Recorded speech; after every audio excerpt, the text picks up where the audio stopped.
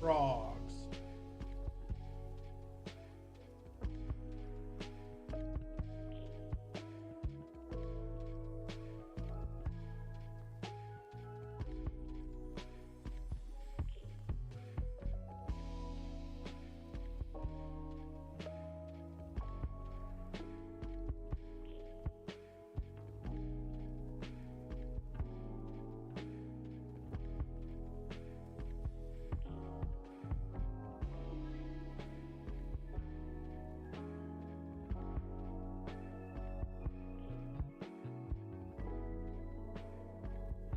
I can get Rumble set up, but it's not set up for this test stream right now. But yeah, we've gotten Rumble on here now.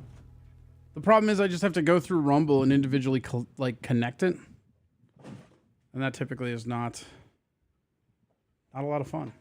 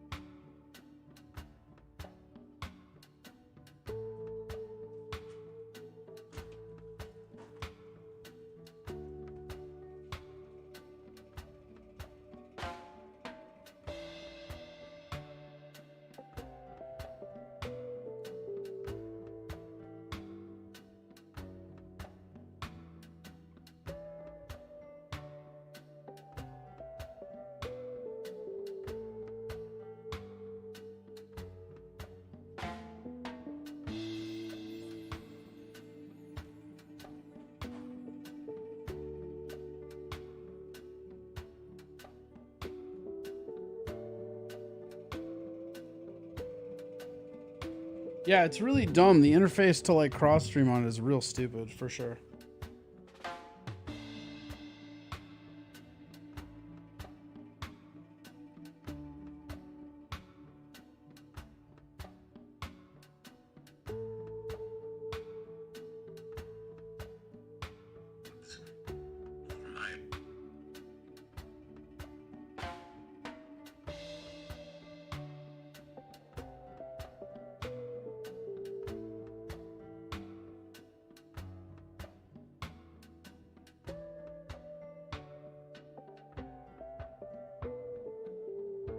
Life, I tried to keep my head down.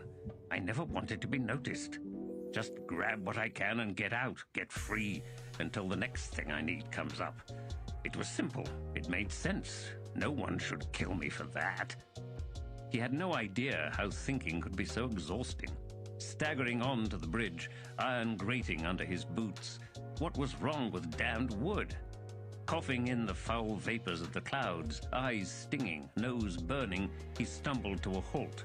He'd gone far enough. Everything he did, he'd done for a reason. As simple as that. But so many were hurt, Sheb. Not my fault they couldn't get out of the way. If they'd any brains, they'd have seen me coming.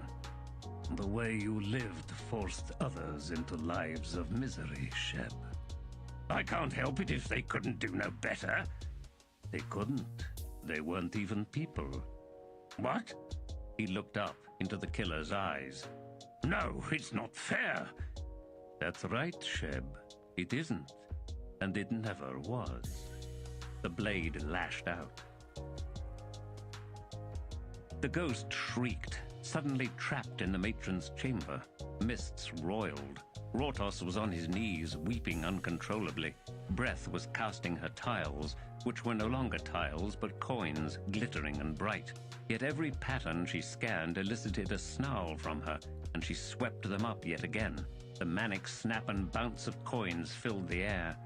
"No answers," she hissed. "No answers! No answers!"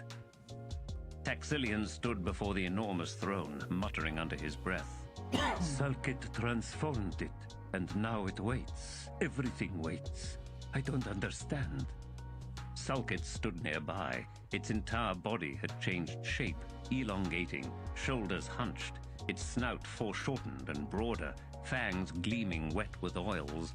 Grey reptilian eyes held fixed, unblinking. A drone was a drone no longer. Now, a Jan sentinel, he stood facing the ghost. The unhuman regard was unbearable. Veed strode into the chamber and halted, sword blade dripping gore, the front of his studded vest spattered and streaked. His face was lifeless. His eyes were the eyes of a blind man. "Hello, old friend," he said. "Where should I start?" The ghost recoiled. Rotos stood facing his wife, another evening spent in silence, but now there was something raw in the air. She was searching his face, and her expression was strange and bleak. "Have you no pity, husband?" "Pity," he'd replied, "is all I have." She'd looked away. "I see." "You surrendered long ago," he said. "I never understood that." "Not everyone surrenders willingly, Rotos." He studied her. "But where did you find your joy, Eskil? Day after day, night after night, where was your pleasure in living?" "You stopped looking for that long ago." "What do you mean?" "You found your hobbies, the only time your eyes came alive. My joy, husband, was in you, until you went away." Yes, he remembered this now. One night, one single night. "That was wrong," he said, his voice hoarse. "To put all that in someone else." Her shrug horrified him. "Overwhelmed, were you?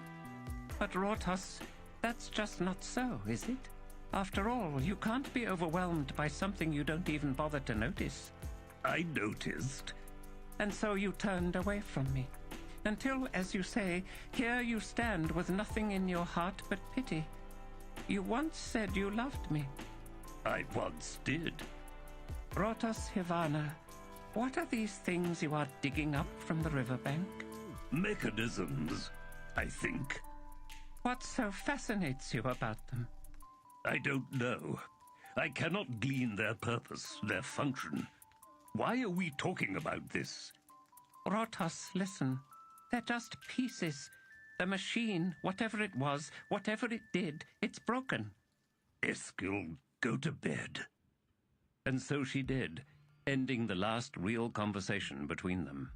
He remembered sitting down, his hands to his face, outwardly silent and motionless, yet inside he was racked with sobs. Yes, it was broken, he knew that, and not a single piece left made any sense. And all his pity, well, turned out it was all he had for himself, too. Rotos felt the bite of the blade, and in the moment before the pain rushed in, he managed to smile. Veed stood over the corpse and then swung his gaze to Taxillian, held there for a moment before his attention drifted to breath. She was on her knees, scraping coins into her hands. "No solutions, no answers. They should be here, in these, should be here, in these. These fix everything. Everyone knows that. Where is the magic?" "Illusions, you mean?" Veed said, grinning. "The best kind. And now the water's rising. I can't breathe." "He should never have accepted you, Feather Witch. You understand that, don't you? Yes, they were all mistakes, all fragments of lives he took inside like so much smoke and dust. But you were the worst of them. The errant drowned you and then walked away from your soul. He should not have done that, for you were too potent, too dangerous. You ate his damned eye."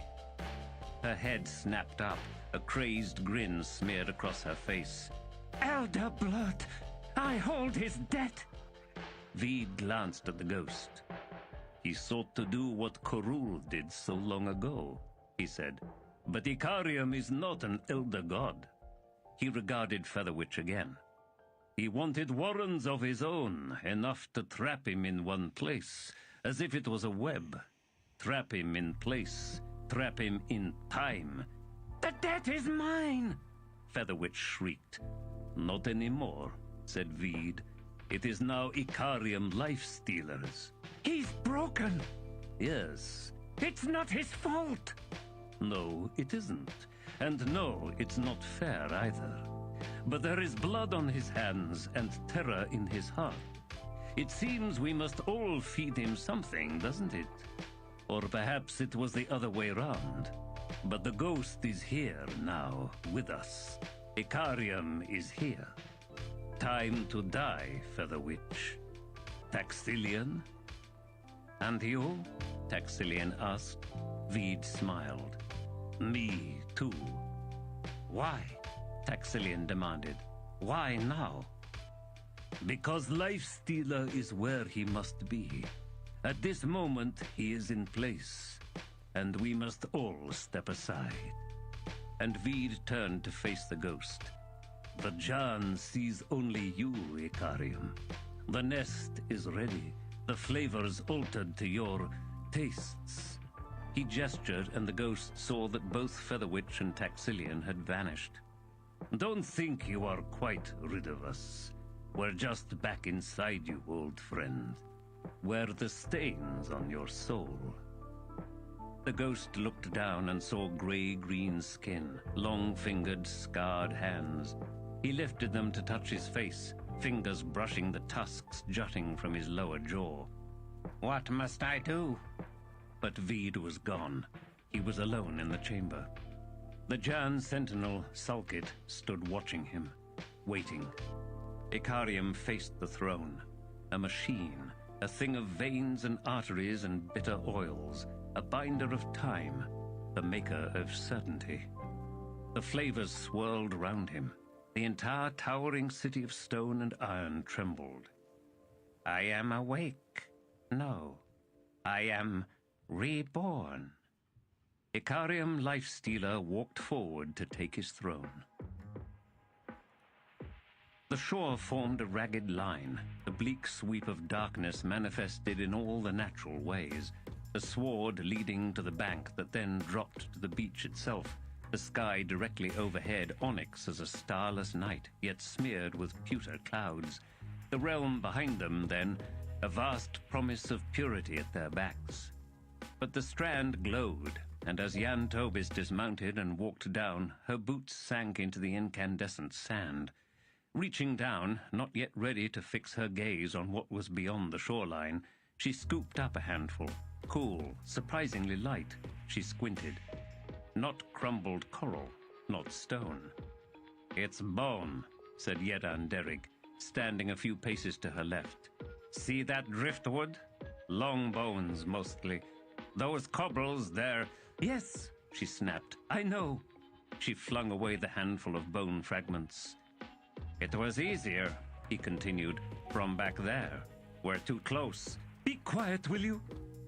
Suddenly defiant, she willed herself to look, and reeled back a step, breath hissing from between her teeth. A sea indeed, yet one that rose like a wall, its waves rolling down to foam at the waterline. She grunted, but this was not water at all. It was light. Behind her, Yedan Derrig said, Memories return. When they walked out from the light, their purity blinded us. We thought that a blessing. Stuttering John when is in better truth than it me. was an attack. Rockin' 101 is When better they than Aaron. What up, shielded our Jake? How are you? eyes, we freed them to indulge their treacherous ways. Yedan, the story is known to me differently. She came near to gasping in relief as she turned from the vast falling wall to face her brother. What do you mean? A watch serves the shore in its own way. Then, in turn, I must possess knowledge that you don't. Is that what you're saying, brother? The Queen is Twilight, because she can be no other. She holds the falling of night. She is the first defender against the legions of light that would destroy darkness itself. But we did not ask for this. Mother Dark yielded, and so, to mark that yielding, Twilight relives it. Again and again, forever. Yedan's bearded jaws bunched, his face still stained with blood. Then he shook his head. Nothing's forever, sister. Did we really lack sophistication, Yedan? Back then? Were we really that superstitious, that ignorant? His brows lifted. She gestured at the seething realm behind her. This is the true border of Thirlan. It's that and nothing more. The first shore is the shore between darkness and light. We thought we were born on this shore, right here. But that cannot be true. This shore destroys. Can you not feel it? Where do you think all these bones came from?